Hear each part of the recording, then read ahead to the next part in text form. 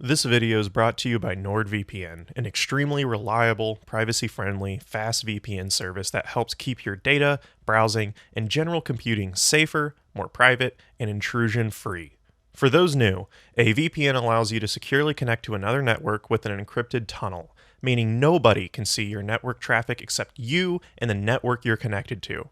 So why would we want to use a VPN? A VPN can keep us safer and grant greater levels of privacy. Using devices over a VPN can keep the other devices on our home network safe from malicious bad actors seeking to infiltrate your own home network via phishing and other network-targeted malware, attacks that can compromise you and your family's devices. We can also use a VPN to connect to parts of the internet that is blocked off to us. You want to visit a website, watch a show, or a service that isn't allowed in your country? Take back your freedom and safely connect through NordVPN. So why NordVPN? Well, as we stated earlier, a VPN provider could log and view network traffic if they wished, which is why you need a trustworthy provider. NordVPN keeps zero logs, data, or anything related to your private activity online. It is a private, fast, and secure solution I wholeheartedly recommend. For a special offer with 4 months free on the 2-year plan, check out NordVPN in the link below.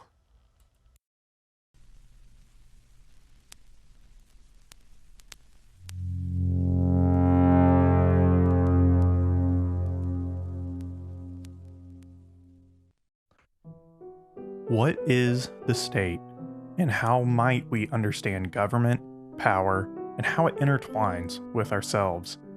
Are they public systems that establish order, a maintenance of power relations, or generally a service of welfare for all? Individually, does it sculpt us? Do we sculpt government? How do these relationships work? These are incredibly abstract questions here, but I want us to establish this video in a wide lens and within some really basic questions around political theory, many posited by political theorists, philosophers, and us as citizens. Political questions that draw upon or point out contradiction. Questions of ethics and morality.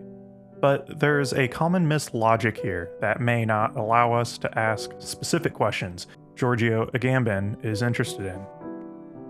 We recognize the state and commerce as present, positive institutions with rules, regulations, baselines on how we operate and organize society. Binding absolutes, if you will, particularly today. But what about the moments where negativity, absence, presides within our positive conception of the state? In other simpler words, what about the moments where our laws, our institutions, the state, exist upon states of absence, or even limbo? Some real-world examples here. Guantanamo Bay, where prisoners are held captive with zero trial or rights. The Patriot Act after 9/11, where the state could enter your own personal domain without a warrant. To Agamben, these entities didn't occur outside the state as an external accident, but within the state, our own government, within the modern guise of a state of exception. An exception to the rule, which, ironically, becomes a new rule itself. Okay, let's get some technical political theory out of the way, primarily in the present. Agamben starts much of his theory from the place of the Romans, but for clarity I think it wise to touch on our own systems. For the past decades, political theorists everywhere have attempted to bring clarity to how we may define our state of things, the order of operations within the state, institutional power, and commerce. The general understanding, the textbook framework of the political systems that we, as Westerners, reside in.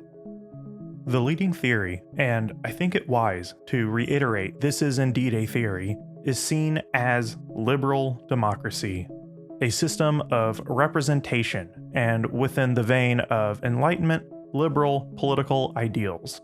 We have independent judiciaries, courts, we have representatives that we can vote to elect, all molded within a system that requires checks and balances, universal adherence to specific laws, no matter the class of the person, their wealth, and their standing in government.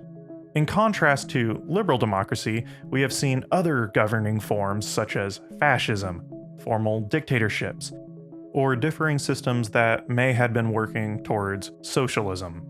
In the 21st century, amidst a post-Soviet world, we find a newer contrasting system now being identified from legal scholars and political scientists as illiberal democracies.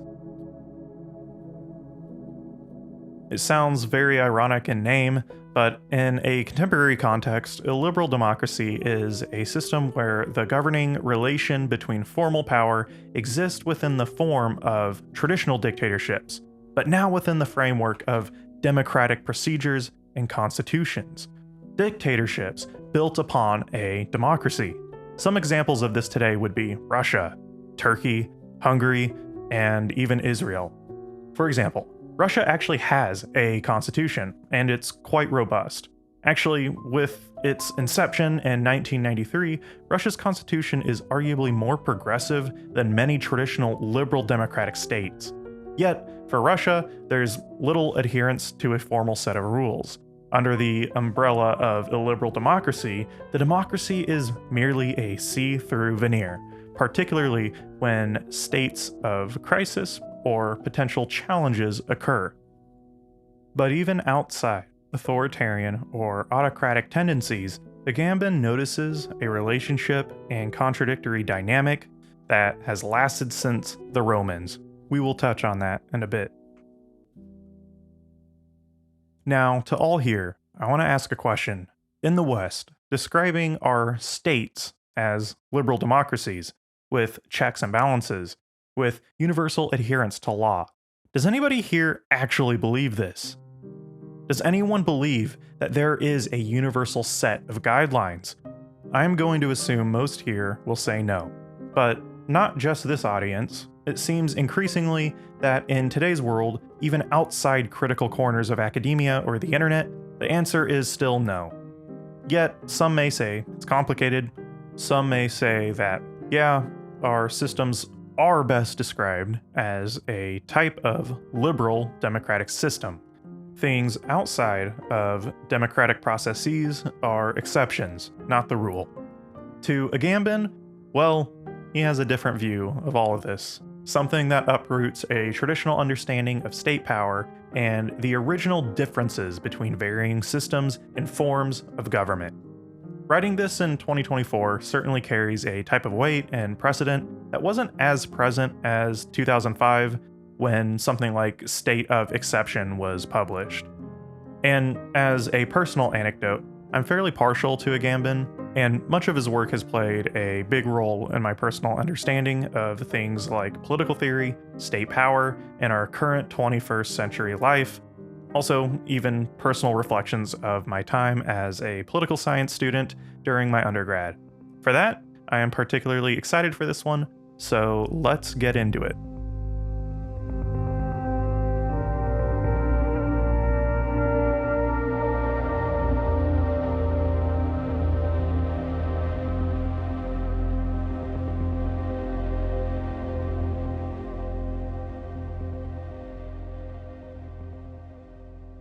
In order to understand Agamben's inlook into Western political institutions, liberal democracy at large, we need to understand a bit of philosophy rooted in Carl Schmitt, particularly around Schmitt's work on dictatorship and political theology. Schmitt was writing around the time of the Weimar Republic, the German state before the Nazis took power. Schmitt took interest in the sweeping executive powers of the presidency in the Weimar Republic. Executive powers amidst a state that is supposed to be built upon democratic processes such as a parliament where individuals could elect representatives. But in defense, the leading logic of the executive was to take sweeping action to protect said democracy, to suspend law, a new order of things like martial law and wartime powers. Schmitt pointed out the obvious here. If the constitution of a state is democratic, then every exceptional negation of democratic principles, every exercise of state power independent of the approval of the majority, can be called dictatorship. There's an inherent exception here to law. and Schmidt argued that in executing these powers, it wasn't an upholding of the existing Constitution, but a creation of an entirely different one. But this is par for the course to Agamben. He highlights what he calls a paradox of the sovereign, that being executive, genuine, sovereign power exists simultaneously within and outside the law. Agamben states, "The situation created in the exception has the peculiar characteristic that it cannot be defined either as a situation of fact or as a situation of right, but instead institutes a paradoxical threshold of indistinction between the two. It is not a fact, since it is only created through the suspension of the rule." The exception to the rule, to law itself, is itself completely part of the point. They are, as Agamben puts it, indistinct. For many new here or who need a refresher on some of the language and concepts Agamben is operating from, it's precisely within Hobbes's work, The Leviathan. Hobbes saw a sovereign, in Hobbes's time, an absolute monarch who was an absolute power, residing in part of a social contract between subjects. Roughly put, in the 1600s, Hobbes saw a world, a political system where we necessitated a king, an all-encompassing power capable of disposing and protecting life as they deemed fit. So, for many, the question may arise, why draw on Hobbes? Why does this particular area of political theory matter? We are in the 21st century. We don't have kings. We've effectively disposed of their political legitimacy decades ago. While we've certainly built up a liberal framework of civil society today, we may have disposed of kings proper, but have we really given up the same power dynamics within the contemporary state and economics itself? This is the basis of Agamben's understanding of the dynamics within Western democracies, and his overall question moving forward in today's world. Which then begs the direct question, if the power dynamics are still in play, are we democracies at all? I think if we are to take Agamben's political analytics seriously, terrifyingly, the answer isn't too complex. It's rather simple, actually. I'll leave you to that answer.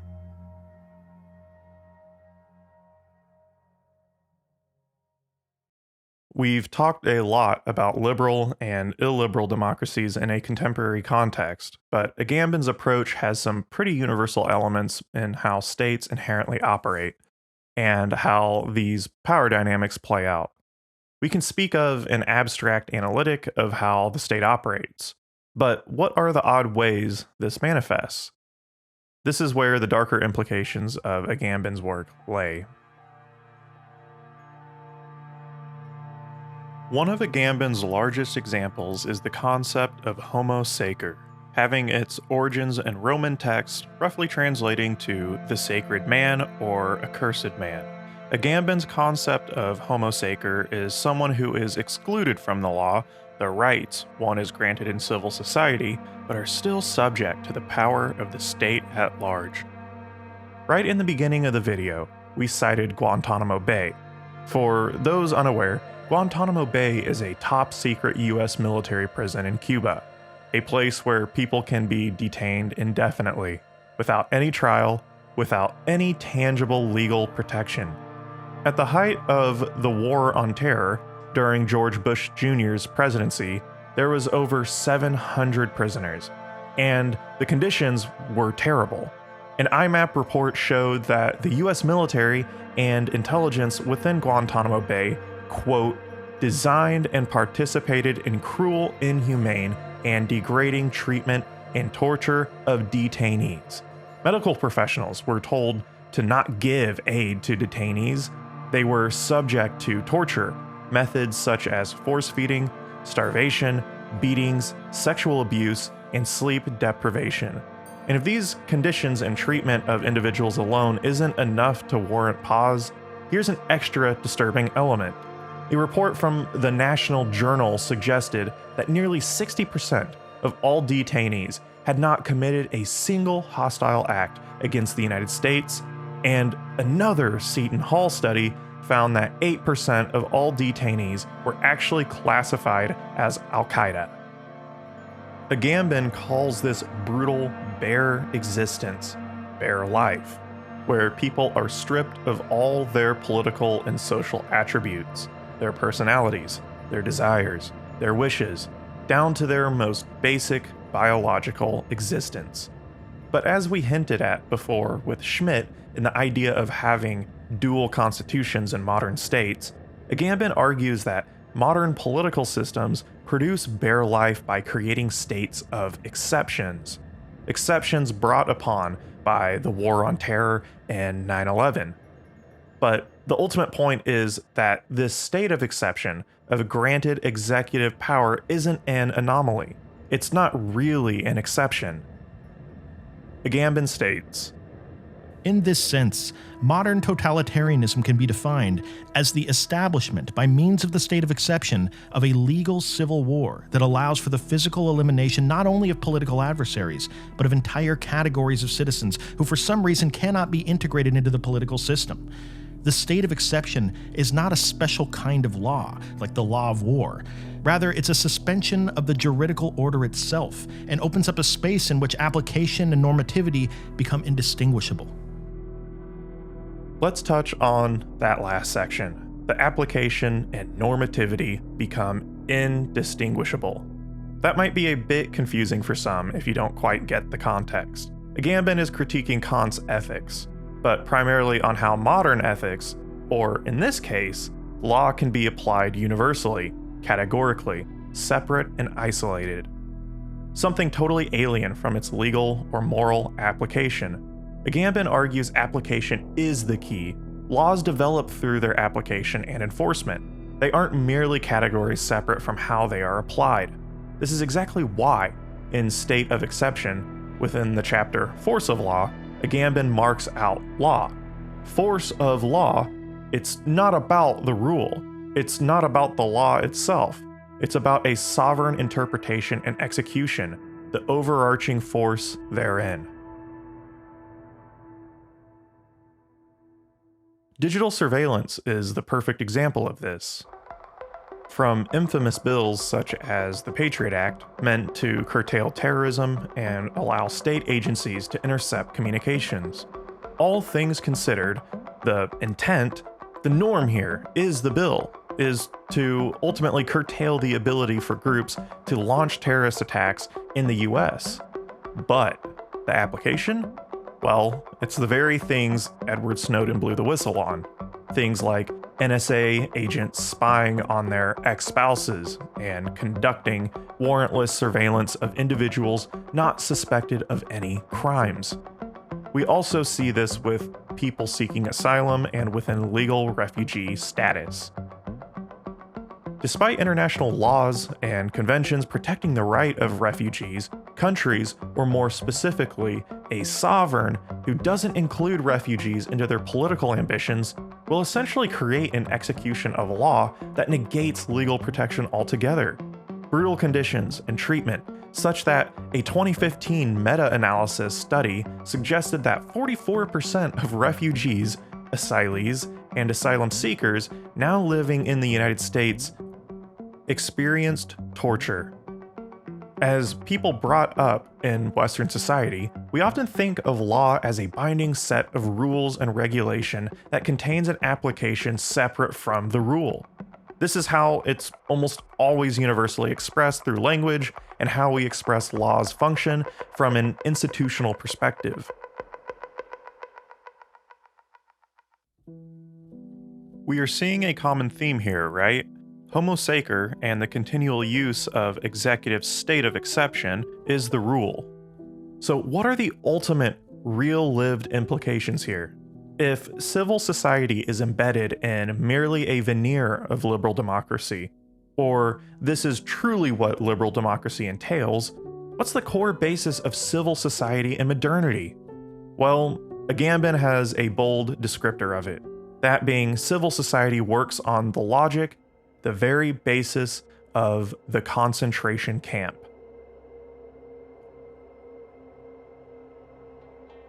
It must be expressed that a concentration camp isn't merely just the horrid ethnic cleansing we saw under the Nazis in World War II. Agamben maintains that the Nazis are the grand archetype for the concentration camp, but their form, the logic, and the implementation of genuine concentration camps exist elsewhere. We seem to forget that when the Allies were freeing concentration camps in Europe during World War II, domestically, the United States had set up literal concentration camps for Japanese citizens in blind fear of their support of the Japanese Empire, and the Soviet Union had their own forms of them as well. We can siphon this down a ways into how we fundamentally view prisons, the type of ideological function prisons serve not as mass rehabilitation centers, but punitive centers. The only real rehabilitative function they serve is to fundamentally break down ideals of personhood, to inch closer to the form of bare life. We can take these examples further. Education and schooling serve a similar function. How about work? All hierarchical modes that directly model concentration camps itself. Here's another one that hits close. Our literal homes, our neighborhoods. Look at how much of us live in houses that are mere images to one another, with barren landscapes with grid-like planning, one alien from any semblance of commons. In a political philosophy class, I had a professor once say something that has stuck with me ever since. He claimed Western society has yet to escape John Locke, a philosopher from the 1600s. Despite hundreds of years of not only new philosophy as a whole, but genuinely new political theory, creation of not only new concepts, but forms of them we couldn't have dreamt of, my professor cited housing as one of the biggest examples. We live with backyards that have privacy fences, we drive cars. Everything we do is within a Lockean logic of segmentation. We're addicted to this type of impersonal, yet hyper-individual philosophy that views everything within the vein of isolated categories. Like Agamben's critique of Kant and legal and moral application, there's a similar lesson here, that since Locke, since modern political theory, we've been slowly building upon the various ways we've organized society into a concentration camp headed by capital and its state counterpart. Agamben brings Foucault in as one of the leading areas where we can analyze the central logic of our hyperdisciplinary biopolitical concentration camps, that, according to Agamben, makes up the formal logic of our current society. We'll explain what this all means. For the sake of time, I cannot do a deep dive on Foucault's biopolitics, but to very crudely sum it up so we can see Agamben's point, biopolitics involves the modern state's complete micro-administration over all things in biological life, from regulation of one's body, institutional decisions around who lives, dies, surveillance and categorization of biological functions, who is gay, who is straight, what your race is, and all the ways the state can interpret and act upon those things. This is incredibly crude and is a very bare summation, such that biopolitics has a lot more subject matter within it. And for that, we'll certainly do a video on Foucault in the future. I promised my audience this enough, and this will happen soon. But biopolitics is important here. Agamben sees the formal logic of the concentration camp through the lens of biopolitics and the exception to the democratic rule-based order. The camp is the paradigm itself of political space, at the point at which politics becomes biopolitics and Homo Sacer is virtually confused with the citizen. There's a massive subtext with Agamben here that I think deserves some elaboration, that so much of the state of things, of institutions, corporate PR, are buried and even legitimized within a malaise of confusion. In my mind, it's not particularly novel for a philosopher to point out the illusory nature around the state of things, but in my mind, Agamben seems to possess a language that is critically concise within the realm of political theory. Take political phenomena such as nationalism. This, in my mind, is one of the largest examples. It requires a mass of people, often particularly alienated individuals, to partake in the concentration camp themselves. Agamben talks about how the Nazis, a far-right nationalist ideology, were the grand archetype of the concentration camp, and thus it makes sense nationalism finds itself so embedded in this form. Nationalism forges itself upon a precept of an ideal self, often rooted in the things we see in biopolitics. Things around race, gender, citizenship, and other forms of abstractions beyond Agamben's bare life. Agamben states, if the refugee represents such a disquieting element in the order of the nation-state, this is primarily because by breaking the identity between the human and the citizen, and that between nativity and nationality, it brings the originary fiction of sovereignty to crisis. A refugee exposes the way nation-states look at life itself, through the lens of biopolitics and its inability to recognize people as actual people, individuals beyond the abstractions that are legally tethered to them. Thus, individuals outside the nationalist or biopolitical order are particularly ostracized. Death is the logical agent in this regard. Take Jews throughout Europe and the Japanese throughout the United States during the time of World War II. But it's not just them either. While certain privileges are presented to citizens fitting within the nationalist order, I think we are ignoring the hidden kernel here that even staunch nationalists are subject to the same bounds by the state, commerce, and executive power. They are often just the ideological torchbearers. The consequences of the state's actions will also fall on them. Agamben leaves us with new paradigms to how we can look at liberal democracy and modernity, particularly how easy it is to devolve, or rather, in a more critical logic, evolve into complete fascism. It's that the central logic is so embedded into the order of things, it's embedded into modern conceptions of the state. We spoke earlier about the newer advent of illiberal democracy, about the contemporary advent of right-wing authoritarian regimes, existing on top of existing democratic infrastructure. I think Agamben's framework for analyzing these questions lend itself incredibly well. There are some lessons here, such that the regulatory function of the legal order stands to not only pacify, but inherently confuse. The state of exception is burned into the framework of law, or rather, the force of it therein, and the biopolitical framework that is exposed within bare life in Homo Sacer.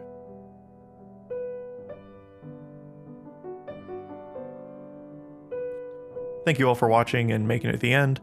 I want to give a massive thanks to all of my patrons here. These videos wouldn't be possible without them. If you want to vote on future videos, gain some extra content, and even join the Discord, consider pledging a few dollars a month. Truly helps and means the survival of the channel. But I want to dedicate this portion here to some select few patrons who have gone above and beyond. That goes to Cedric Watman, Kate, and Kevin Hoop. Thank you all so much for the extra support. As for everyone else, I hope to see you in the next one.